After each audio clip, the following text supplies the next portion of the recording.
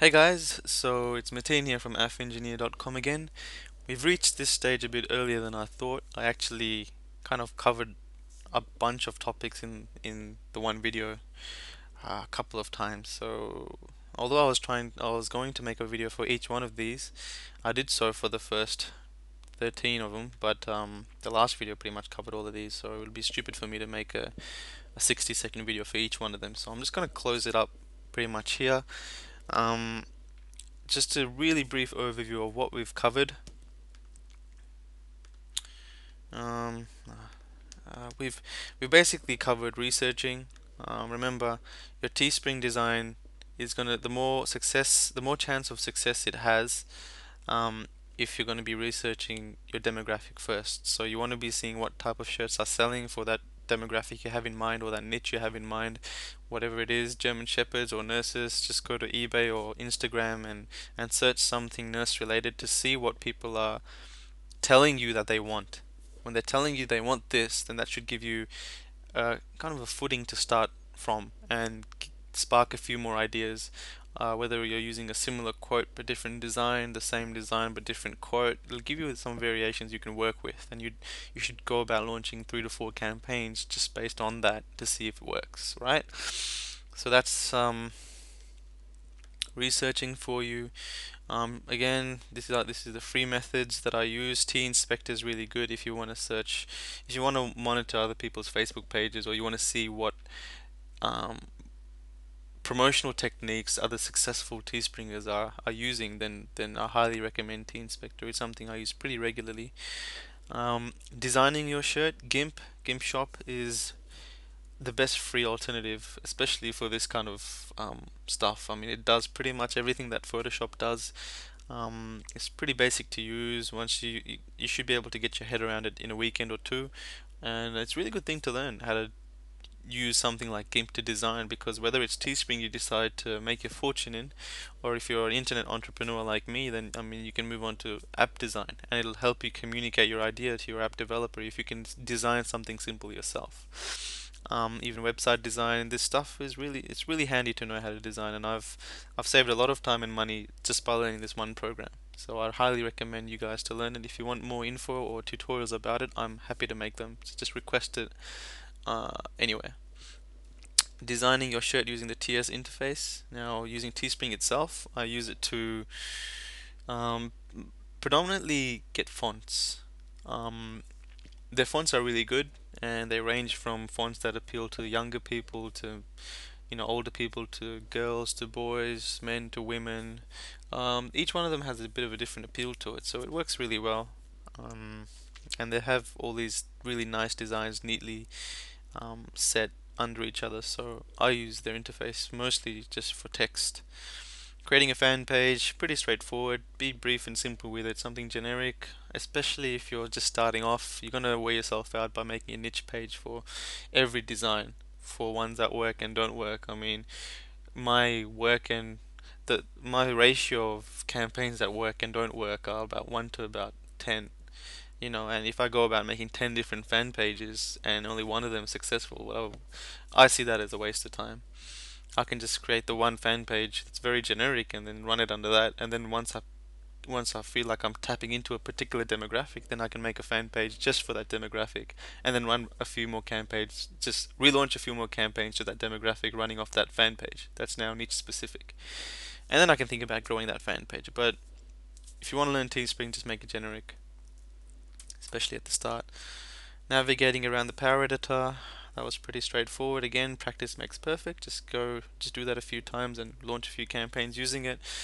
It takes a while to get your head around, but um, uh, once you do get your head around it, it's quite straightforward. Creating your Teespring ad image, that's pretty straightforward as well. I keep things really simple. Again, I'm a guy of systems and process, so I just find out the quickest process that has enough quality in it to give me a chance of hitting a positive result, and I'll just work on quantity. I'll do it many, many times until I hit that one successful thing. whether it's 1 out of 10 or 1 out of 20, it's really a quantity game for me personally. And I'd rather work. That's how I work my business. You guys can go about a different way. You guys can make beautiful TS designs. You can split test your ad images if you want, but I just keep it very generic. This one's made, the one that I've covered in that specific tutorial has done the best for me. So just go through that, if just do that if you want, and you should have no troubles with it. Choosing an ad goal again. I normally keep it to about 10 to 20. Ad goal. I was thinking Teespring goal. Choosing an ad goal again. Uh, Make the ad goal PPE, so post page engagement. Website conversions, I'd still put in the tracking for website conversions again because I want to know where my website conversions are coming from, where my sales are coming from. I want to tap into, which are they, the younger people that are the younger crowd that are making the purchases, or the older crowd. If it's predominantly the older crowd and it's that multiple times again in, say, the tradie industry in Australia, then I've kind of got an indication where to be focusing my marketing efforts in, right? And I like that knowledge. It's good knowledge to have in general. Installing your tracking pixel, pretty straightforward. Concept of layering, this is really, really important, this video. If you've watched it once, watch it again, watch it a few times until you get this really drilled into you. Because it's this that makes a difference between a design that's really broad and a design that's specific and that strikes out to that specific individual enough for them to make a purchase.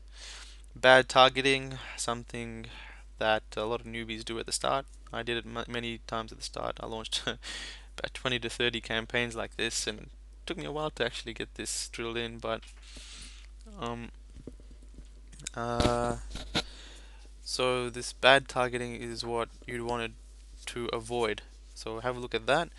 Good targeting is what you'd want to be doing. Obviously, as much as you can, you'd want to be using the tool that I went through, Targeting Inspector, if you want. It's a paid tool, it makes the process easier, but it's not necessary if you want to do this. If you want to just save time, get it. If not, you can handle it without that, and that's fine. Just Google this kind of stuff and find related associations, forums, blogs, magazines, clubs. There's a lot of things, foundations, events, anything. Like, just put the niche name and then that keyword next to it. So German Shepherd clubs, or German Shepherd associations, German Shepherd foundations, and those are what you should be using in your interests, not just German Shepherd. That's where people go wrong. When to stop your campaign, um, or how much should you be spending when testing.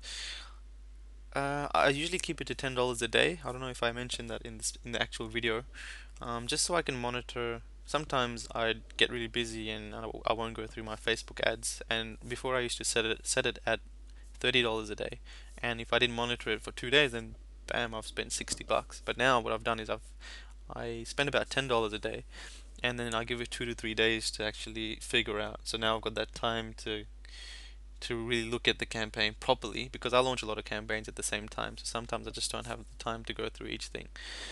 So $10 a day, I'd be spending up to about $10 to $15 to about $30. The lower end is because if you're getting really crappy CTR, just stop it and have a look, and maybe just can that design. But if you're getting a good CTR, then you can push it to about 20 to $30 in the hope of seeing a couple of sales. Sometimes, rarely, you might see like zero sales in the first day, and then suddenly you get someone that'll buy like three different shirts. I mean, three shirts in the one purchase, or you'd have a day that four people make a purchase. But you want to see a consistency in there. So $30 is the max I'd spend in terms of testing. If I've made zero sales to one sale, then I'll just stop it. But if I've made two sales and I've spent $30, then I'd probably go to about $40 to $50. How much should you spend when scaling? Keeping an eye on CTR and frequencies. Again, I've covered that pretty briefly. CTR between 2 to 4% is pretty crap campaign. Between 4 to 6%, good campaign. You might break even, you might make a lot of sales, but 7% plus is what you should be aiming for. Frequencies 1.7 plus, that's when you get in the danger zone and people start seeing your ad more than 1 to 2 times, and that's when your CTR starts to drop and you start getting charged more and more for your post page engagement. So if you're getting a frequency of above 2, expect negative ROI. It's pretty much an indication as to your campaign dying. And if you can't add an audience to that to increase it, so your frequency stays the same, then you pretty much your campaign's pretty much dying or dead. So there's two big things to look for: CTR and frequencies. So that pretty much covers the topics that I've gone through so far. I'm planning on going through a few more, not a few more actually, like 10 to 15 more videos related to just different mindset, the different mindset that I've got behind all this, and how I actually go about launching campaigns, which is what we've covered at the top. But there's a different there's a particular mentality that I wanted to get through to you. So like, the approach, my quantity approach. So my idea of not sticking to one design and perfecting it, but instead going 80% with the design and then just quantifying this. So pumping out 5 to 10 variations of this design, different niches, varying the variables, or varying the layers within that demographic, and seeing what kind of takes a bite and all that kind of stuff. So different groups that I'm part of, just a walkthrough of that. Obviously, no, see, Facebook retargeting. So these are some advanced methods I was going to cover. For this video, that's about it. Just an overview of what I've covered. If you can't be bothered watching all the other videos, hopefully you can just look at this and get an idea of what I've done. So yeah, hope you guys enjoyed that. It was beneficial. Share this set of videos with whoever you find may need it, and I'll see you in the next videos. Thanks.